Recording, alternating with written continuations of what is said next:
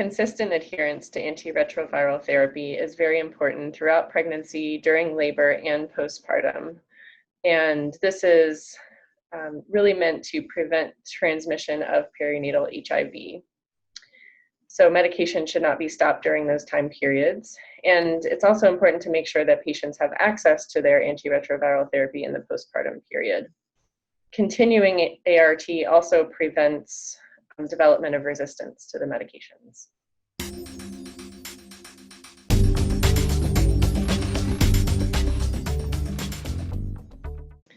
The recommended delivery method for patients with HIV really depends on their viral load.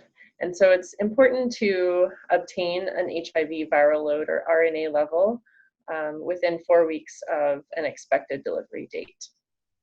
If that level is less than 1,000 copies per milliliter, then the recommendation is for a vaginal delivery, as long as there's not an obstetric indication for a C-section. For patients who have a viral load between 50 and 999, you should consider using intravenous zidovudine during their labor process.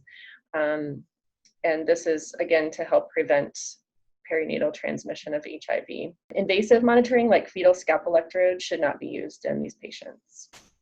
If their viral load is greater than or equal to 1,000, then a cesarean section is recommended. And those patients should receive at least 3 hours of IV zidovudine prior to their delivery.